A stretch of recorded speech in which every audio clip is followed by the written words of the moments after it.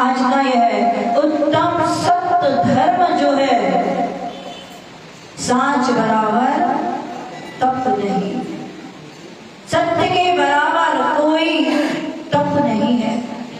लेकिन हम सत्य को तो पहचानते नहीं है, असत्य में लगे हुए हैं।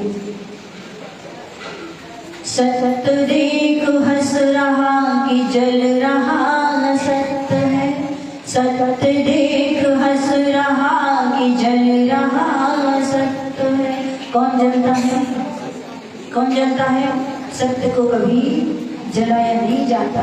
जब भी जलता है असत्य जलता है। ये शरीर जो है ये असत्य है और आत्मा है जो सत्य है। आत्मा को कभी कोई जला नहीं सकता, आत्मा को कोई पानी में डुबो नहीं सकता, आत्मा को कोई पहाड़ से गिरा नहीं सकता।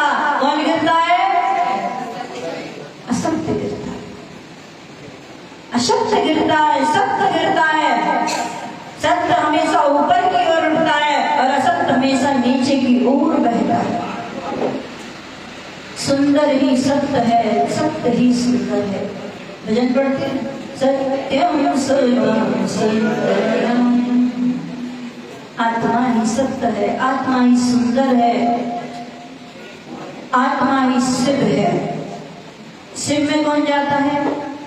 मोक्ष कौन जाता है?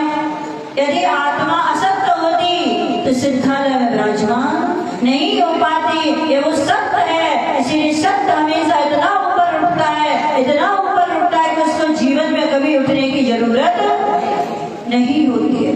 अच्छा, भगवंतों ने कहा कि सत्य दो प्रकार से, एक महाव्रत रूप में होता है, एक अणुव्रत रूप में होता है। महाव्रत रूप में पिछीधारी निर्व्रत महाव्रतियों का होता है, जिनका पूर्ण रूप से झूठ बोलने का त्याग होता है, उनका सत्य महाव्रत होता है। और श्रावक का कौन सा होता है? सत्य अणुव्रत। आपके लिए भगवान ने छूट दी है, कितनी दी है? आटे में नमक के बराबर। व्यापार करते हो और इतना झूठ नहीं बोलोगे तो घर गृहस्थी नहीं चला पाओगे। तो कितना झूठ बोलना है? ऐसे मत बोलना किसी के प्राण चले जाए, किसी को फांसी की सजा हो जाए। तो ऐसा सत्य भी झूठ की कोटि में आता है, जिससे किसी की संकलेश परिणाम हो जाए, किसी के लिए दंड मिले, किसी के लिए फांसी की सजा हो जाए। तो ऐसा सत्य भी यदि हम बोलते हैं तो वह सत्य की कोटि में ही आता है। ये मत बोलना कि हम तो सत्यवादी हैं, कभी झूठ नहीं बोलते, किसी को फांसी हो जाए तो हो जाए, लेकिन हम तो सही बोलते हैं। यदि कोई कसाई यहाँ